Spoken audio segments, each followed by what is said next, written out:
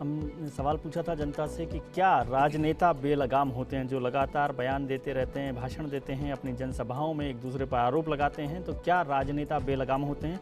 इस पर हमें आपकी राय चाहिए। फेसबुक पर, ट्विटर पर और firstindianews.com पर, और सीधे आप हमें फ़ोन करके भी अपनी राय जाहिर कर सकते हैं। जनता की राय क्या होगी, दर्शकों की राय क्या होगी, ये हम कार्यक्रम के आखिरी हिस्से में देखेंगे। प्रोफेसर साहब, सुप्रीम कोर्ट ने पिटीशन को खारिज करते हुए कहा कि ये फ्रीडम ऑफ एक्सप्रेशन है और जनता जो है वो फैसला करेगी।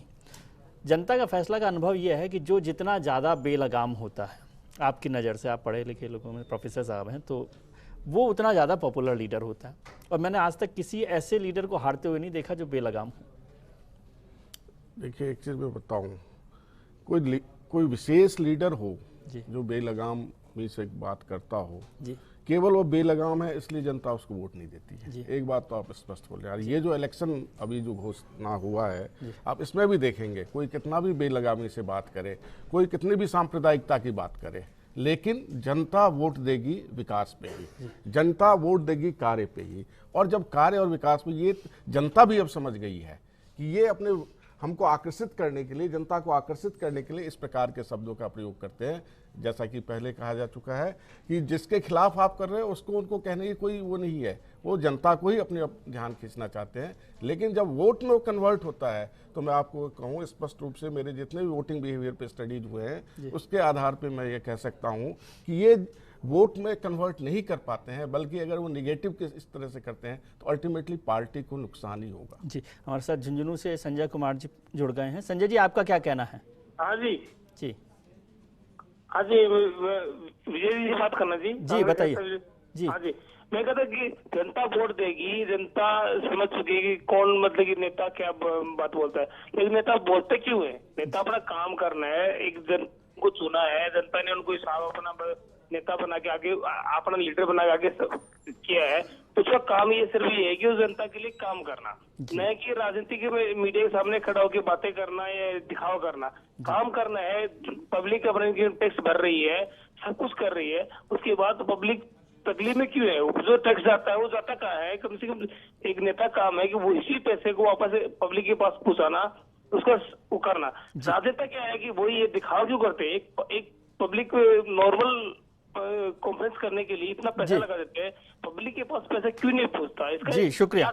गुप्ता जी, जो बात संजय जी कह रहे हैं कि काम की बजाय सिर्फ बातें करते रहते हैं, क्या जरूरत है? नहीं, देखिए, चुनाव जब होता है जी तो चुनाव में हर राजनीतिक दल को अपनी ओर से चुनाव घोषणा पत्र जारी करने का, साथ ही साथ उसने क्या किया पिछले 5 वर्षों में उसको, और साथ ही विपक्षी दलों ने क्या किया, इस बात को कहने का हक होता है। लेकिन वो मैच्योरिटी के ढंग से आलोचना करें, ढंग से करें, और किसी की व्यक्तिगत आलोचना न करके, और सीधे सीधे मुद्दों पर। आपको प्राइम मिनिस्टर कैंडिडेट क्यों नहीं बनाती? इतनी अच्छी बात आप कर रहे हैं। एक मिनट सुनिए, मेरी बात सुनिए, पूरी बात सुनिए। इतने अच्छे नेता आप हैं। मोदी जी को प्राइम मिनिस्टर कैंडिडेट बनाया, उन्होंने कोई भी ऐसा शब्द नहीं कहा है जो इमैच्योर पॉलिटिशियन जैसा हो। जी, वो सदैव विकास की बात करते हैं। 10 नंबरी कौन सा विकास की बात मैंने क्या कहा? 10 नंबरी का मतलब क्या है? शहजादा दोबारा 50 करोड़ की गर्लफ्रेंड कहना, शब्द नहीं है। एक मंत्री की पत्नी के लिए 50 करोड़ की गर्लफ्रेंड कहना, ये सब कौन सा विकास है? देखिए, मेरी बात सुनिए, ये सब ऑन फैक्ट है। अगर फैक्ट को आप डिस्क्राइब नहीं करेंगे तो जनता को कैसे मालूम चलेगा? How will you educate the जनता? हमारा ये फैक्ट भी है क्या कि गुजरात में लोग माल नरिश है क्योंकि फिगर कॉन्शियस है? ये स्टेटमेंट है उनका कि गुजरात की लड़कियां खाना नहीं खाती है ताकि फिगर उनकी अच्छी बनी रहे। तो माल नरिशमेंट उस वजह से है या ये उल्टी बातें कर रहे हैं? ऐसा कहाँ है? मतलब नहीं है, ये मोदी का स्टेटमेंट है। मोदी जी सदैव, आप उनका भाषण सुनिए, बच्ची को माँ दूध उनका नहीं पिलाती भाषण सुनिए, उनके भाषण में तथ्य हैं। लेकिन मेरे ख्याल से यहाँ पर पैनल की भी राय होगी कि Mohanlal ji Gupta prime minister candidate बन जाए तो ज्यादा ढंग की बात हो जाएगी। डेमोक्रेसी में हर व्यक्ति को अपनी बात कहने का हक है। किस तरह से कहने का हक? संसदीय भाषा, मर्यादित भाषा, अपमानजनक भाषा का प्रयोग न करते अपनी बात को कहे और जनता को ये कहे, समझाए कि हमने क्या किया और सामने वाली पार्टी ने क्या किया। लेकिन ऐसा करते हैं हम, ऐसा करते हैं हम, जनरली करते ही हैं। जनरल सुनील जी, मार्केटिंग का एक हिस्सा है, मार्केटिंग की एक कंट्रोल बॉडी है, कंट्रोलिंग बॉडी, जो देखती है कि कोई एक कंपनी एक प्रोडक्ट के खिलाफ दूसरी कंपनी के प्रोडक्ट के खिलाफ बदजुबानी ना करे, इस तरह के भाषा का इस्तेमाल ना करे अपने विज्ञापन पे जिससे उसका नुकसान हो रहा हो या कोई गलत तथ्यों को रखा जाता है। लेकिन राजनेताओं के लिए इस तरह का कोई बॉडी की जरूरत नहीं है। ये देखिए, निस्संदेह जरूरत है। पहली बात तो मैं बता दूं, मैं तो इस बारे में बहुत ही ज़्यादा आपको ये बात कहना चाहता हूँ, राजनीति में शालीन शब्दों का चयन होना चाहिए, बहुत सौम्यता होनी चाहिए। मैं आपका ध्यान कांग्रेस के तो उस महान परंपरा की तरफ दिलाना चाहूँगा। जब पहली बार कांग्रेस की कैबिनेट बनी पंडित जवाहरलाल नेहरू के नेतृत्व में, तो 3 ऐसे मंत्री भी रखे गए जो जिन्होंने कभी भी कांग्रेस से संबंधित वो नहीं थे। उसमें डॉक्टर भीमराव अम्बेडकर भी थे, श्यामा प्रसाद मुखर्जी भी थे, षणमुखम चेट्टी भी थे। मेरी बात सुनिए, कांग्रेस खत्म हो चुकी है और कभी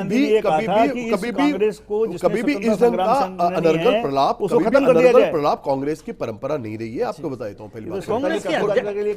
शर्मा साहब सुनिए, कांग्रेस के अध्यक्ष जब मौत का सौदागर बोले, मेरी बात सुनिए, जहर की खेती बोले, और क्या अनर्गल परंपरा। मेरी बात से खेलूंगा, मेरी बात अगर सोनिया गांधी ये कह रही है कि जो व्यक्ति गुजरात के हजारों लोगों के खून से जिसके हाथ रंगे हुए हैं, आप उससे दूर रहिए। या अगर देखिए मेरी बात सुनिए, कॉन्स्टिट्यूशन के अंदर आपने धर्मनिरपेक्षता की बात की, अगर ये कहा जा रहा है कि धर्मनिरपेक्षता को बचाइए, फिर तो सिख विरोधी दंगों में ज्यादा लोग मारे गए थे गुजरात के दंगों से। मेरी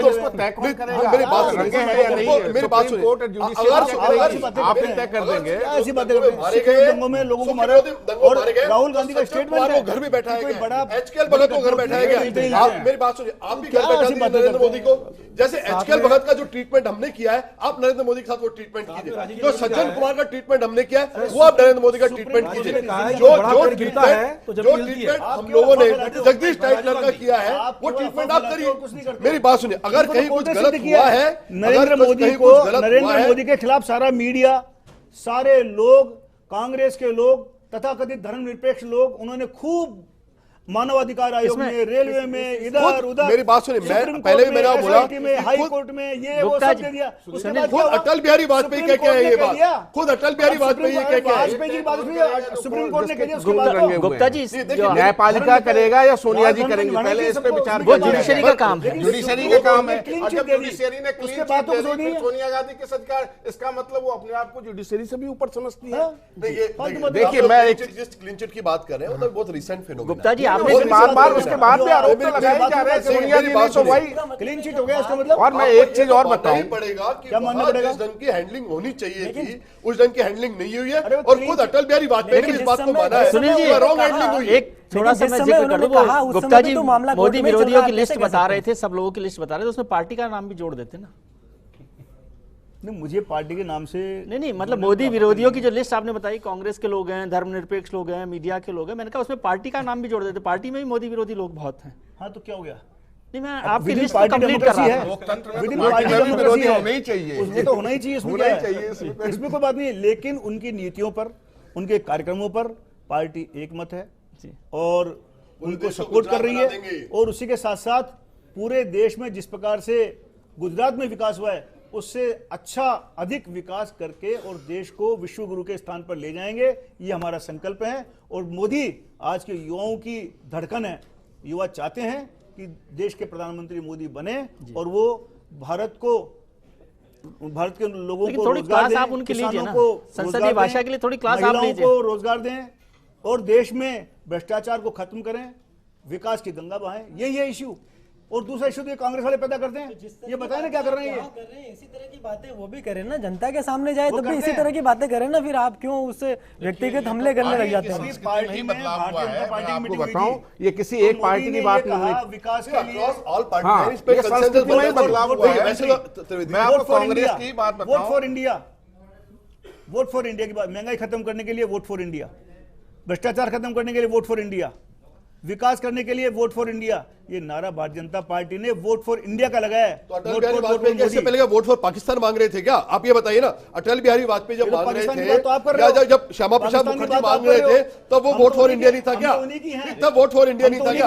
आप ये बताइए ना कि पहले आपके इंडिया की तरक्की के लिए, इंडिया की तरक्की के लिए वोट मांग रहे हैं, आपका वोट फॉर इंडिया नहीं था। आप लोग सोनिया की तरक्की के लिए वोट मांगते हो, आप लोग राहुल की तरक्की के लिए वोट मांगते हो, हम इंडिया की तरक्की के लिए वोट मांगते हैं। श्रीमान, ये फर्क है आपके नाम में। प्रोफेसर, सभी दलों की संस्कृति में ही बदलाव है और आप कांग्रेस पार्टी को ही देखें, कि जब जयप्रकाश ने संपूर्ण क्रांति के लिए आंदोलन किया था, उस समय श्रीमती इंदिरा गांधी ने जयप्रकाश के खिलाफ कोई ऐसा आरोप नहीं लगाया। और वही जब अन्ना हजारे आप ये मत भूलिए, आप लोग बैठे धरना पे तो उनके कैबिनेट मंत्री तिवारी जी जो हैं, उन्होंने किस प्रकार के आरोप लगाए। तो ये तो पूरा गिरावट, तो राजनीतिक चरित्र में जो गिरावट समय में आया, गठबंधन की राजनीति जो है, राजनीति बहुत बड़ा उसका योगदान है। प्रोफेसर साहब ने बहुत अच्छी बात कही है। तो राजनीतिक चरित्र में जो गिरावट आई है, इसमें कैसे बदलाव हो, इस पर हम चर्चा करेंगे ब्रेक के बाद। आप हमारे साथ बने रहिए। तुरंत लौट कर आते हैं, बहुत महत्वपूर्ण मुद्दा है। कल चुनाव का ऐलान होने वाला है।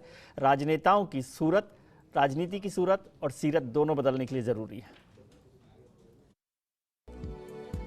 हमने जनता से पूछा था कि क्या राजनेता बेलगाम होते हैं। जनता की राय है 75% लोग, 3/4 लोग, मतलब हर 4 में से 3 लोग मानते हैं कि राजनेता बेलगाम होते हैं। उनकी जुबान जो है वो ठीक नहीं है, उस पर कुछ नियंत्रण होना चाहिए या संयम होना चाहिए। ये हमारे आज की जनता की, दर्शकों की राय है, जिसमें 75% लोग मान रहे हैं कि हाँ, और 25% लोगों का मानना है। गुप्ता साहब, आखिरी सेगमेंट है। जनता ने कहा है हर 4 में से 3 वोटर आपका कहता है कि बेलगाम हैं।